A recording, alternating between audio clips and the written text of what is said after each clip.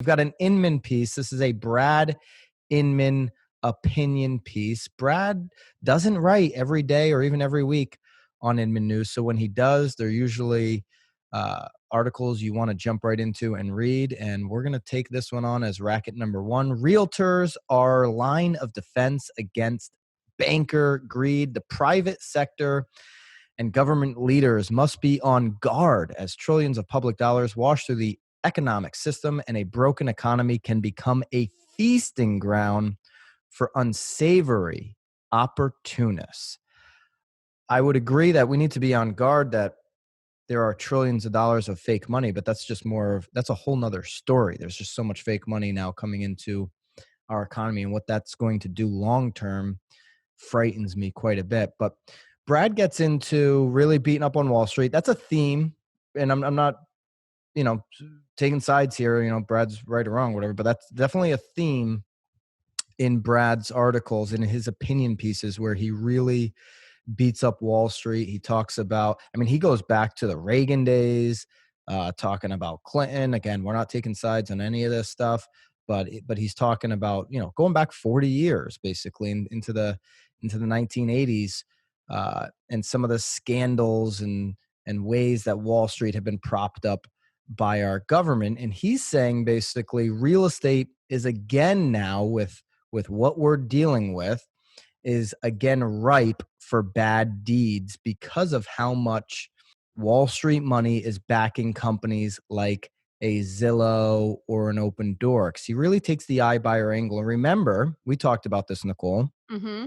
Brad is of the mindset, he's of the belief that 50% of the transactions, he predicted at the beginning of the year that it could happen by the end of this year, 50% of the transactions are going to go through iBuyers. If you remember, last time we had and it's funny because I think we called that a racket. I think we thought that was a really high number, but yeah, and certainly we also had no idea that this pandemic was in front of us either. So, but I think we're going to be right on that because we had a 2-month pause on iBuying completely. So I think we'll be right on that prediction that 50% of the transactions in 2020 will not be iBuyers. But he does make some good points here, and he references all the way back to the mortgage crisis. Last time we were in a real bad economic situation, and people were taken advantage of, and you can read the article. He gets into all of that, and certainly big banks were in control of a lot of these foreclosures. It's interesting. He's taken the angle that iBuyers, Zillow, Open Door could really gain control of the market in a time like this, because before people go into a foreclosure situation, maybe they are just selling directly, if they're in trouble, selling directly off to Zillow and Open Door, and maybe even Redfin gets a shot in this whole thing. Who knows, right? Where they can collect the inventory. And so he goes on to say, realtors are one line of defense, and that realtors must interject themselves in the iBuying equation to ensure sellers are protected from what could be an unseemly partnership. That partnership he's talking about is Zillow and Wall Street, Open Door, and all of this money going into Open Door. The commission dollars may be smaller, but never has the agent's role been more important. During the foreclosure mess 10 years ago, real estate agents played a vital role in helping all parties. And I would agree with that, Nicole, that agents really were critical, navigating buyers through the process of, what it looks like to get a foreclosure, what loans can you use to get a foreclosure? Can you jump ahead of an investor? How do I compete with a cash offer? What work needs to be done before I close on the property? How do I have money left over to actually do the work on the property? So yeah, agents are always going to play a vital role, even as technology kind of shifts who's in control, right? Like it was banks with these foreclosures, and the brokerages that had these foreclosure contracts would be the ones, with the listings, and now it could be Zillow, but it's still going to take somebody, an agent out there working with the people on the ground. Zillow's not going to get out there on the ground floor and work with buyers and sellers, right, Nicole? Like no. we had an email last night with an emotional buyer, like they're not dealing with the emotions. Right, right. Well, and I think what we've always said is trust, and it actually, I started to read some of the comments below too, because Brad seems to be getting quite a reaction from this article too, and Aaron, this guy Aaron Pinkston, I feel like hit the nose on the head, and he said the central problem and solution comes down to one of trust. So, and again, I think we've always said it, building these relationships with the people. I mean, you are boots on the ground here. I do think that we are a huge line of defense.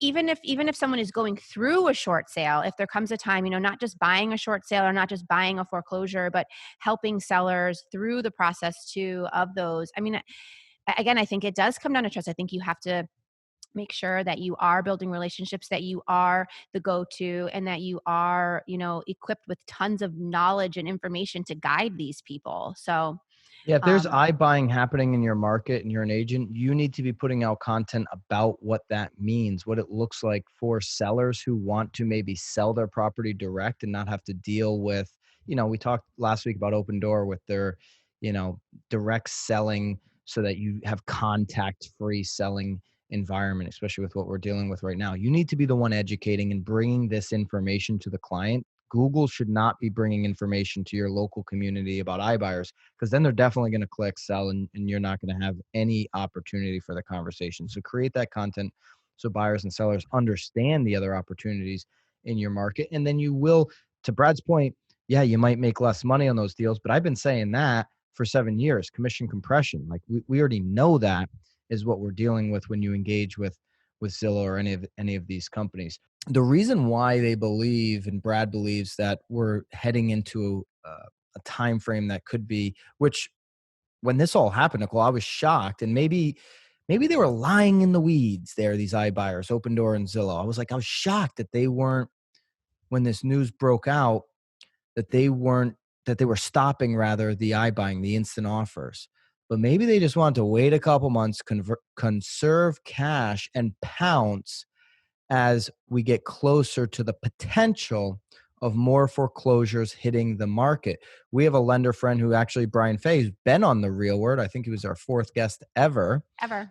By the way, Jason Ferris still wants on. We got to get him on. But Brian, who owns New England Home Mortgage, he believes that the 4.1 million forbearance people that have claimed forbearance with their mortgage, that a great percentage of those will end up in foreclosure. That's the approach that Brad's taking here in this article, that because of the amount of forbearance we're dealing with, that's a early indicator that we're going to have a high level of foreclosures. Now, we may not see foreclosures though, and the iBuyers really being able to swoop in before they go into foreclosures until say 2021. I mean, they're talking about a stimulus package, another stimulus package right now that would put $2,000 per person in everybody's pocket for like months on end. I mean, we are living in wacky fake universe right now. So if that happens, maybe people have the ability to push off any type of foreclosure glut that could be Well, I coming. feel like the $2,000, I mean, especially if you're a family, I mean, you're not getting it's certainly not going to your mortgage. That's probably going more to like your food or your essentials No, or Nicole, if you have a family, I mean, look at some of the stimulus packages. The White House, the Nicole White House is looking at 10G. You got, what do you got? 3 kids over there, 10G a month. well, that'll help. We might not see Nicole in the real world anymore. Where's Nicole? Hey, can you log in from the Bahamas? Let's Oh my go. gosh, We're in the that's never Keys. happening. No. But it'll be interesting to see how this all plays out. There definitely is another stimulus package coming, and how that impacts Well, not just people's that ability to pay though. mortgage. I think it'll be interesting to see even what happens though in 2021 if there are so many foreclosures. Are there, instead of, because again, these forbearances are mostly, these buyers are having to pay what they sort of deferred at the end of the time frame. So, if you were paying $1,000, you put it off for three, now owe three plus the thousand, so that's four. But it'll be interesting to see, if there are a lot of those, instead of going into foreclosure, will there be another sort of package to save, sort of like bail those folks out too? Or, instead of making it at the end, I feel like it's smart to have Right. them just add it to the mortgage, Right sort now, of you see roll you it see back in. more you see more support behind people wanting to just give stimulus packages than mortgage relief. So it seems like that's the way, that's the direction they're heading. The only other note I want to make on this in Brad Inman article, and you obviously can get it in the link on YouTube or wherever you're seeing this, at the end, he talks about too much debt suffocates innovation. He really emphasizes, the struggle Realogy has with their brands, the struggle they've had to innovate. Coldwell Banker and Century 21, for example, he references here, their lack of ability and funding because of the high debt that they carry to really be innovative like Zillow has been, because Zillow is cash strong, right? They can continue to create new products.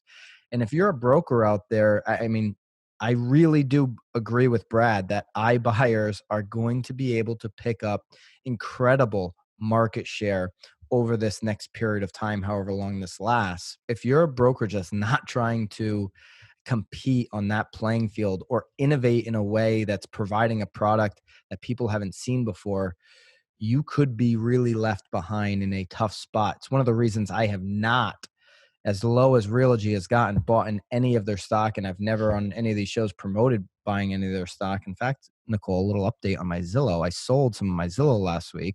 Yeah? Why'd you do that? Did you need to pay some bills?